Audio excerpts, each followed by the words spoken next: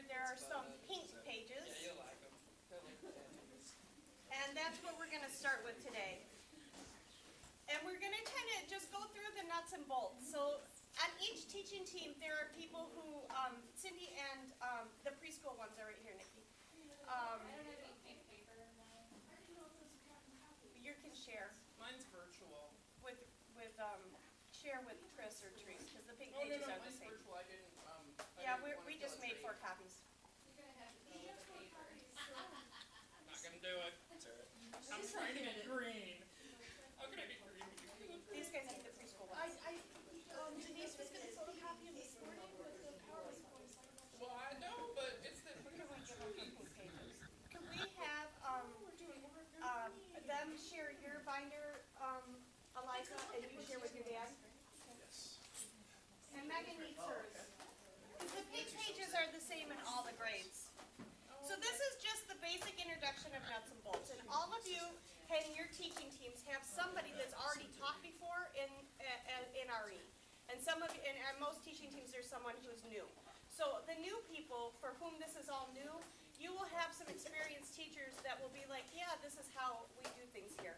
But also I've heard from some experienced teachers some of the challenges that you've had in your classes. And so I'm hoping to address some of those things in here too. If you have, some behavior challenges or sometimes the way things are done, I think back to when I hear about those challenges, oh, that would be like teacher training. I could do a better job with that. So even if you've been doing it for a long time, there may be ways that you've done things that we could tweak and make it more efficient or effective and more meaningful for you and your kids in a better class. So I want to start on the first page. It says teacher information and just say welcome and thank you for agreeing. Thank you for saying yes. If you knew how many people told me no. You have no idea how grateful I am for those of you who have answered the call to teach and minister to our children and youth at People's Church. So grateful, because we couldn't have a program of 150 kids that is this dynamic and vibrant and wonderful if we didn't have people who agreed to teach. So I'm just so grateful. The second thing I want to draw your attention to, my contact information is on that page if you ever needed to contact me for anything, as well as the contact information for our RE chair. Emily, are you still right there? So our RE chair is Emily Cutler this year. Her email is on there. Who got us our coffee and donuts because all of Kalamazoo was out of bagels this morning. So Ann made all the copies at Kinko's this morning. So she's been really rocking it today. We're just going to acknowledge her. Thank you, Emily. Nothing like having a training the morning after the storm to have to go with the flow.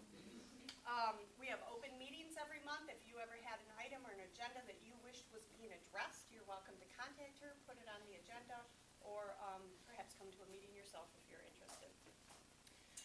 The next page is our mission and goals, and I'm not going to read through those. It includes both the People's Church vision statement, goals, mission statement, and our RE Religious Education Program mission statement and goals. And I would encourage you to read through those on your own so that we have extra books. We do have extra books. You don't have one? How many of they? It's yeah, so we have extra books you can just use because there's people that aren't here right now. So just to read through those. You can look at somebody else's, but you don't have to read that. So yeah, I just encourage you to read through those, to look at them, to familiarize yourself with them, because it's the mission and the goals from which everything we do stems. The next page is Sunday morning expectations, but I'm actually going to step back, and before I talk about Sunday morning expectations, I want to talk a little bit about before you get here at 10 on Sunday mornings. It's really important to read through the lessons in your curriculum. Some people, when I ask them to teach, are like, do I have to come up with the whole lesson plan? Oh no. The lesson plan is completely prepared. But if you read it when you arrive at church that morning, it's really hard to have as positive of a class experience as you can. My recommendation is actually to read it right after church the previous week. If you make time Sunday night or Monday, it gives you time to think through and let that kind of sink in over the week. And if you have any extra material materials you wanted bought or prepared for your class and you emailed Nikki Gates by Tuesday night, she would prepare them for you on Wednesday and you could arrive and they would be prepared in your classroom. But if you read your lesson on Saturday night, that is not one of your options. And I know that life is busy and it's hard, but this year we're using a new curriculum for the first time. Since Jill has been here 15, 16 years ago, we've used a pillar curriculum that she brought with her from Corvallis, which was 1 year world religions, peace and social justice, environmental education, Jewish and Christian heritage, and Unitarian Universalism. And for the first year, we're not doing that. Now that we have an interim, we thought we're going to try a new model of RE. And we're using all Unitarian Universalist written curriculum on the Tapestry of Faith website through the UUA that has all been written by professionals and vetted and planned and thought through. But each lesson is, for some reason, for 90 minutes. So there are so many activity choices for our 50-minute classes. So you'll want to read through them in advance so that you can be like, okay, if this is the point, and here are my activity choices, which one or two would I like to prepare for class today? Actually, I recommend preparing two because you'd rather have an extra one in your back pocket if number one goes faster than you expected, and have one that you don't use rather than not having enough prepared. Do you have a question? Yeah, since we're in teams, do we meet with our team before we prepare the That is preferable. So that's when I get to Sunday morning where you meet with your team. So depending on how you divide up your team, some teaching teams, every teaching team has 4 people. You'll always have 2 people on every week. And some teaching teams say, I'm the lead teacher, I'll plan the lesson, and you're my assistant, and you show up and I'll tell you what I need you to do with the help with the craft and pour the juice. Some teaching teams say, let's co-teach this during the week, and we'll email each other and say, I'll tell the story, and why don't you lead this activity, and then I'll lead this game. And they go back and forth together. I think that's ideal. It takes more time and it takes more planning. It's preferable. And some people have said, I only have time and energy to be an assistant. I don't have energy to plan lessons, nor do I have the ability or the knowledge. So I'll just come in and help pour juice because I know you need a second adult in there for your safe church policy. So if your name, I didn't hand out the list because the copy machine was down this morning. So I can print it now. oh yeah, you could put the contact list. We have power. Consumer's energy. So some of them on the list I have, it specifically says assistant after your name because you've said, yes, I'll be an assistant. I'm not comfortable planning the lesson, especially not in the fall until I can learn a little bit more about the routines and how this goes. So that's a great question. To meet with your teaching team and to plan together, to meet beforehand in the morning. I don't remember what was I saying before the. We were talking about people getting to planning their lessons before. Planning the lesson before. So you'll want to pick whatever stories or activities that you want to do, and you'll want to narrow that down because there's way more information they're going to use. Some lessons and some curriculum have been divided in half because 90 minutes you actually have enough time for 2 full lessons in there. So the high school, that's what we're doing. The 6th, 7th grade, a lot of them are written where you can do the first half here and the second half here, which will require communication with the teachers of what did you do and how'd that go. Teacher emails is really important, and Nikki right now is copying a list of every person on the teaching teams of your email and phone number and contact information so that you can have that. Now I'm going to go to, now you've arrived at church and it's Sunday morning. So I recommend that you try to arrive by 10:15. I know that's a push for some people. The nursery care providers are here at 10 o'clock. So you're welcome to arrive anytime after that if you have children that need to be watched. That way you have time to touch base in your room with your teaching team and have a little powwow on whatever supplies you need. Jana Watson, who's not here, is our Sunday morning supply person, and she will be in the RE supply room and kind of help you, like, where are the pipe cleaners or where are the whatever. If you need something at the last minute, she can help direct you to what you need. We also have somebody on the RE committee that goes around to each classroom every morning to make sure that there's a working chalice and a box of matches and what we did today sheets and all the things that hopefully you'll need are there, so you're not scrambling for that at the last minute. So, but you'll want to just double check because, you know, people are valuable. So arrive at church, make sure your room is set up. In the kitchen, there's jugs of water. In the cupboard are snacks, and there's cups, and there's napkins, so, you know, get your snack and stuff for your room. Gather your whatever supplies you need. Connect with your team teacher or assistant to finalize or review your plans. So that's a great time. If you get there at 10:15, you've got 15 minutes or so to kind of do that. The other thing is, in this Tapestry of Faith curriculum, there's a piece called Spiritual Preparation for Teachers. And each morning, there's like a little less than 5-minute moment to come together. I know that Sheila thinks it's funny, but I actually think it's really deep It's and really cute. profound It's and cute. meaningful. First thing I noticed about this curriculum, honestly. It's very That cute. I love it. It's like, take some time and visualize like the questions that they have you asking your youth. Visualize yourself as a 6th grader. And if someone asked you that question, what would come up for you? And how can you bring your wholehearted, full self into this classroom and not be like, I don't think I have everything prepared and I'm looking for my last supplies. Hello kids, welcome, come in. I mean, is that what we want to be for kids, or do we want to have our things together, have our heart fully present and be like, I got it, I'm ready to give. I'm not doing a Girl Scout lesson, I'm doing a religious education lesson. It's about what's in here. It's not about, I mean, part of it is about learning things intellectually, but more of it's about what's right here. So how can you prepare your hearts to be in a place to be fully present with those children when they arrive? So there's a really nice piece that I would highly encourage, if your teaching teams could meet for 5 minutes beforehand, to just ask those questions. And it gives you a moment of silence, and you just kind of sit there and be like, okay, I'm ready for this day. I'm ready for the kids now. And then at 10:30, this is optimistic on my part, but my preference is that then you come up and you're available in the foyer to actually greet new people as they arrive, greet children. If you have kids in your class, they love, well, just this morning, Zoe came in and looked at Denise and was like, oh, you were my teacher last year in the preschool. And Denise was like, yes, kids love to see their teachers mingling with their parents and people that they know in the foyer. So I encourage you to have space to do that. And if we have new families, the RE greeter will be walking them around, showing them where their classroom is. And if I have a chance to be like, let me introduce you to who your teacher will be today, if I can find you in your classroom or in the foyer, that's a great way for a kid to feel a little less anxious on their first day in a new place, to be able to have a connection. Oh, that's my teacher. That's who I'm going to look for. That's who I'm going to be with. So I think it's a great thing. But if you arrive at 10:30, you're trying to get your pipe cleaners and your snack and meet with your team teacher, and then you're not available to be present. So I know it's a lot to ask to come that early, but it's a couple times a month, and it provides a really nice fellowship, and I think it'll be a more meaningful experience for you as well.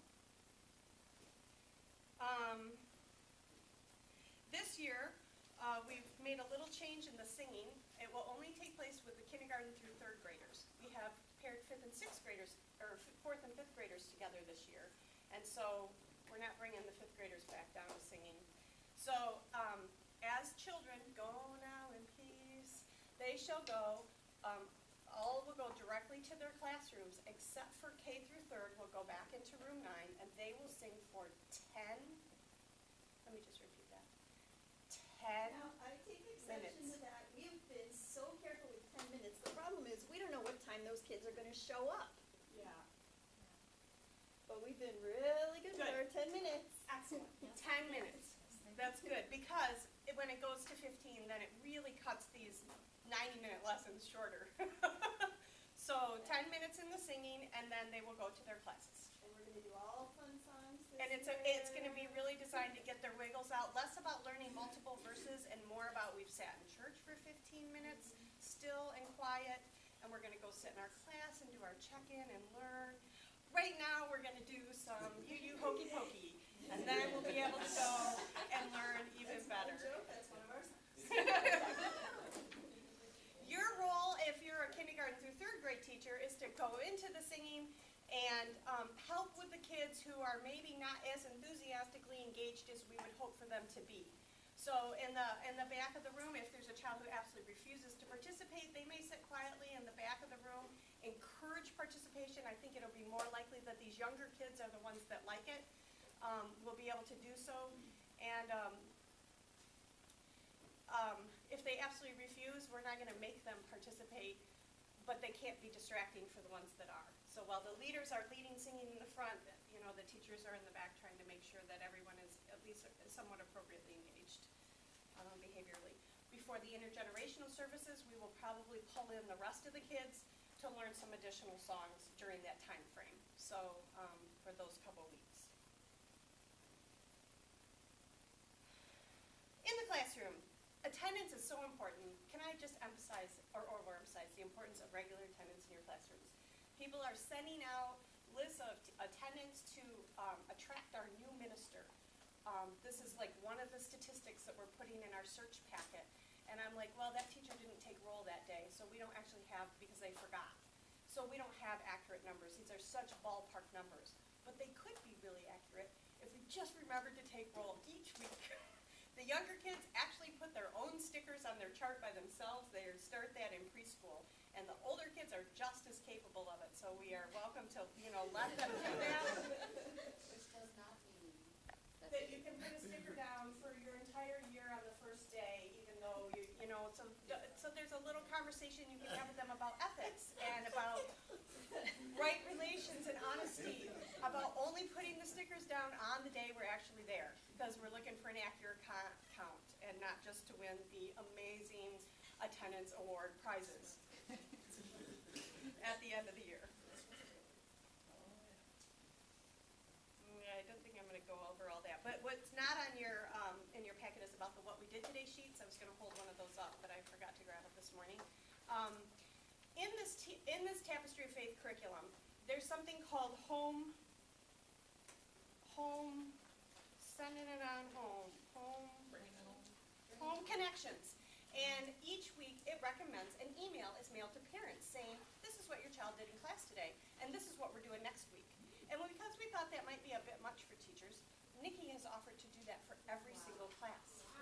The only day that we will know what your child did today out of your 15 activity choices is if you actually complete your this is what we did today sheets consistently every week and hang them on your door.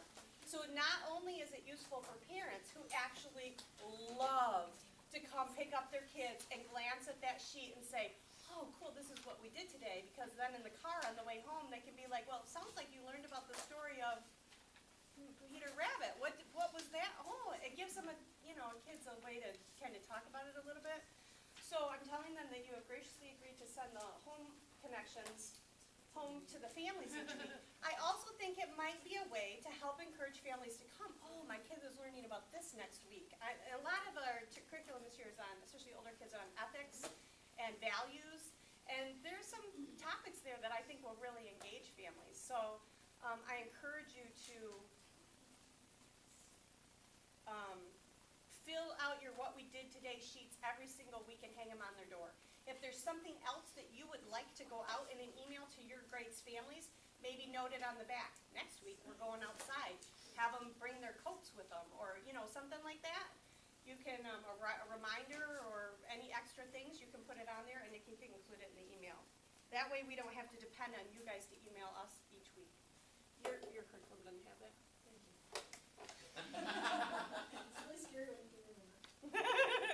You can do it, but you don't have So that. we don't need to do that. You don't have to do that. Cool. Your kids are big. We That's hope what I was thinking, but I just want to make sure we're. my kids are big. your kids are bigger and they have it for the high school because they're tapestry curriculum. Yeah. So, but we're not reinventing the whole wheel for you guys. If you want to do that, I just empower you to send an email each week to your families and tell them what you did. Right. The good news is that this year Dave plans to end each of his services at noon, as opposed to Jill ending somewhere between 12 and 12:30 and Pam ending somewhere between 11:30 and 12. That's right. So I feel really positive about the fact that maybe we could come to a middle We ground. haven't served snack yet. It That makes was my experience last this year. target was so hard to hit last year. We barely got done with sharing. Thank you. So, of course, he's only on, I think, 3 Sundays a month. So if there's a guest speaker, it's a hit or miss. So you don't have that as a, and if he does the sharing, with talk back with people after, that's a little more. But I had a conversation with him, and he thought noon was a great ending time, and he was gonna shoot for that. So, the rule of thumb that we made last year when the services ended way early was, the church service may get out at 1:45, but RE ends at noon. And of course, you're always gonna have parents knocking at the door going, whoa. So I'm gonna stick with that again this year. Where's my kid? We have to go, or whatever, I'm done. I don't wanna stand around and have coffee and talk to these people. I don't know. But, we're gonna still say that RE ends at noon.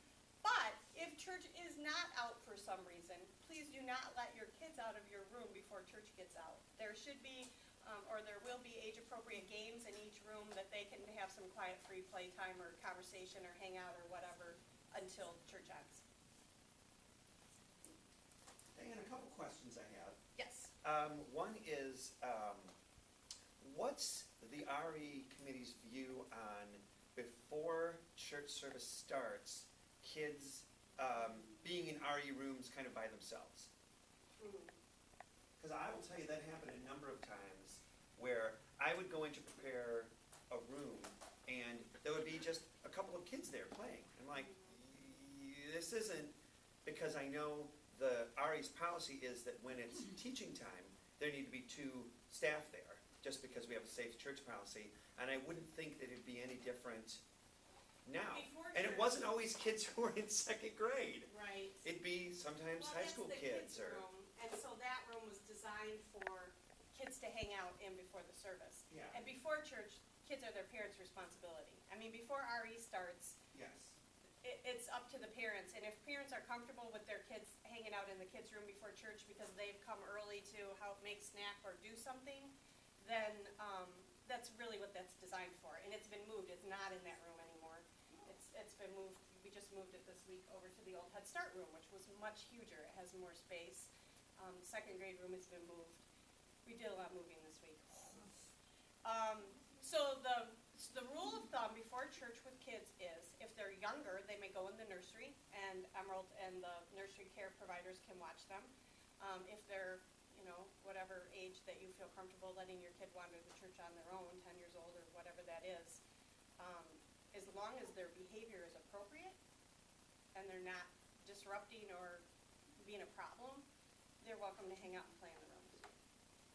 What about before RE starts. So at 10:45, this is a good point, because at 10:45, I don't want to see any teachers or kids in classrooms. I think the only exception right now is Gally, possibly Ellis. And Ezra. Ezra won't go in the service either. Will he be in with Emerald? he has many needs now, so we need to get those. So we have a couple exceptions of kids with special needs who are unable to sit in the service, but for the average kid, if your child is, the preschoolers are still welcome to be in the nursery until, during the first 15 minutes of the service, but we do not want a bunch of kids hanging out in rooms, and this especially includes youth. So I actually ask all of you to help me do a sweep at the bell's ringing, make a run through, time for church to start, everyone goes in the service when church starts. We all going in now, because they'll resist. Take a sweep down into the youth room. Oh, church is starting. They'll push back. Yep, we're all coming in. This is what we do. At 10:45 to 11 is the only time our entire congregation is in the same room at the same time. And this is rich. This is rich time. They're learning about our values. They're learning about what's going on in our church. They're learning our songs. They're learning our good joys and concerns. It's really rich time, and we're together. And I think that's really important to not have teachers preparing their lessons during that time or kids running around. There are exceptions for people who are unable to sit still quiet for 15 minutes because we're humans and we accept diversity. But for the majority, that's my preference. Do people have any comments or questions on that? So you'll let us know who the kids are that are the exception in terms of. Gally is an exception. I believe Ellis is an exception because Jennifer is playing the piano and she cannot manage him and play the piano at the same time. And if Mackenzie says Ezra is an exception, then she needs to manage him. He's not so much on his own. Gally can be on his own, and Ellis is capable of being appropriate on his own with some very firm guidelines and boundaries. And will we know if those kids who have exceptions are in our classes or not? Will we be informed of that? Yeah. Yes. Just kinda FYI, Yes. I was what they would have considered back then a special needs student. I have Asperger's, so I think that might give me an advantage to dealing with some of these special need kids as to understanding what's going on in their heads. Okay, great. So don't be afraid to ask me if you have any questions about. Wonderful. Thank you for offering your experience as assistants. My second question, Diane, is that another problem we would find is that a lot of the kids that attend regularly, their parents are also teachers, and they would kind of want to, can I go off and find my mom? And I always felt a little uncomfortable with that because sometimes they would go and they'd be like, I don't know if they'd come back, I don't know where my mom is, or. So that needs to be worked out, I think, with those specific kids and teachers and moms, because second grade is kind of that cusp. Older than that, they're pretty much comfortable going on their own, and younger than that, we really want their parents to pick them up. Yeah. So you've only got 5 or 6 kids in your class this year, so let's work that out. You've got a really small class. So your big second grade class is now in the third grade. You say you had such a nice second grade class last year. Yeah, you got the big group. You got a really small group. So I think They are great kids. I adore them. We adore the groups. let's work that out with the parents and figure out the situation there. So that's kind of hard if, like, we're teaching till noon, and then the class is done at noon, like, especially if both Tom and I are teaching to be able to So get for Will. preschoolers or even kindergartners, they can go into the nursery with Emerald and they can have a bigger group. Like she's out here now with them. So you're right, because now Will's in kindergarten. So do I just orient the teacher, ask them to take, how would that? so that is an option that we've done. We did that in the past unsuccessfully with Danica, where we were trying to get the preschool teachers to drop her off in the nursery before. And that worked really good about 50% of the time. So we just need to have better communication with the teacher. So we just communicate that to the teacher. And the nursery provider that if the other kids are gone and you're ready to go, then just take William to the nursery. And I need to make sure that the nursery kids know you don't just leave if you're out of kids, because we need to do a sweep and make sure that the other small, younger ones that we don't want She's fine to wandering. run around. She's 4. She's great. I know. She She's did. fine. She doesn't, yeah, she just plays with big kids. She doesn't really care. So that's a communication thing that we need to make, so that because Emerald and the girls are there till 12:30, and that's one of the reasons. So it gives you space to not feel rushed at the end, or if you want to have a cup of coffee, or, I want the teachers to be able to leave, so that's why. Yeah. Okay, all right. yep. So just communicate. Good questions, thank you for making these clarifications. The final thing is after kids leave, I've got clean up the room. Really important this year to get the food back in the refrigerator because we are in the middle of an enormous mouse infestation. Enormous. We need a cat. I know, right? I could supply some cats. That has been my suggestion, it's fallen on deaf ears. But do not leave any crackers or food in your, if you leave it in your room, then you need to put it in a glass, like a big pickle jar or a mouse-proof container, a tin, so you can leave. It can't be in the cabinets either. Don't know. So what do you think of these upper cabinets? No. Oh, no. So in a mouse-proof container. Running around that top. They get in the cabinets. So But if we could, if we have, it has to be. if you have a mouse-proof container, you can leave snacks in there, otherwise don't. Get Yanks. Yes. And then the final thing, and then you'll want to return your cups to the cup swapsters have gracefully agreed to continue washing the RE glasses. We have the little plastic glasses, so if you put those in the sink, they'll run them through. Put your water jug back in the refrigerator, maybe fill it back up. Then Make it'll be sure it's cold closed. next week.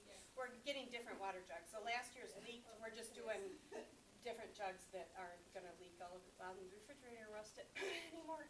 So fill up your water jug, put it back, put your snacks back either in your mouse-proof containers or in the kitchen. And then the final thing is at the end of each one of these Tapestry of Faith curriculums, they have the piece about centering beforehand. They have a really nice debriefing piece. So if you actually have a couple minutes at the end to look at your team teacher and say, what went well today? What should we have done differently? If we were to do this again, what would we have done different?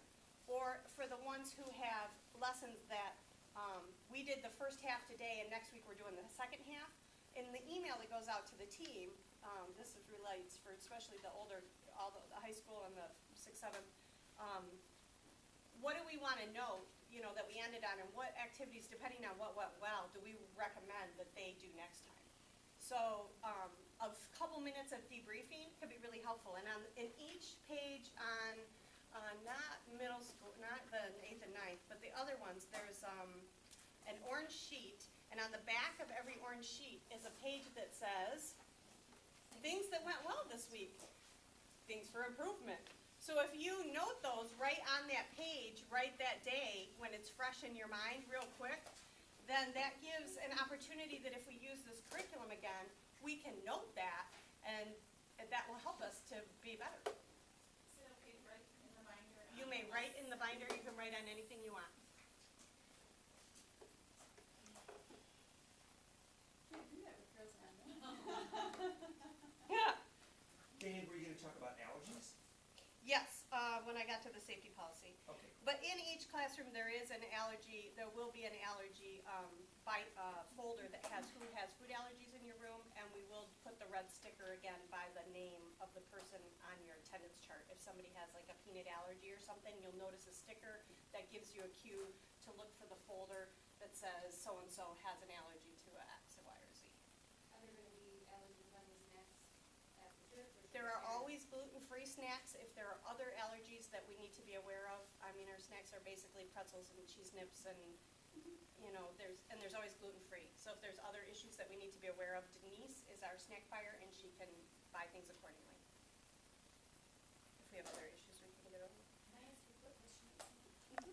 Is there some openness to like apples, carrots, and Oh, I love other ideas for snack? Just 'cause sometimes. It gets tired having bread products, It's just. except that they're so easy. So that's the, Oh, of course. And But if the teachers want to bring if the teachers want to bring them, you can bring whatever you want. You go for it. So as long as it fits within the allergy. Yeah, friendly oh, way. you're welcome to bring whatever you want. So it's just a matter of the RE committee and the snack person, you know, if you cut up a bunch of apples and then they don't get used or, But I brought some.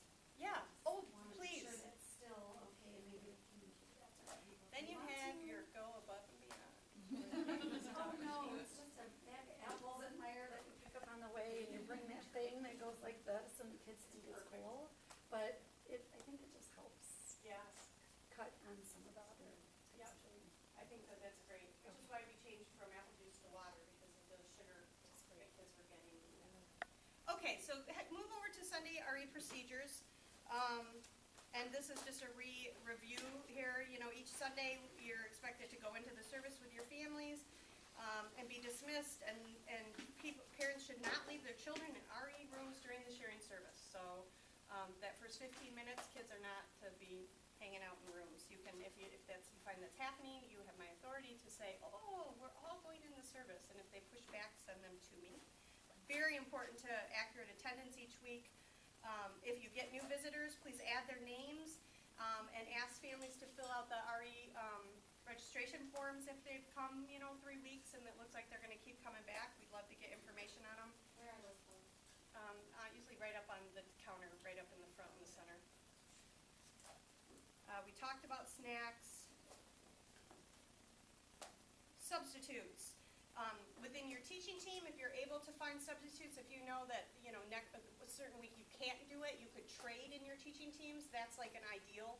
If that morning you're snowed in, you have a tree in your driveway, you're sick, you can't make it, call your teaching team members. If somebody can't, cover you, call Nikki or I, and we have a list of substitutes, and we can find someone to sub for you.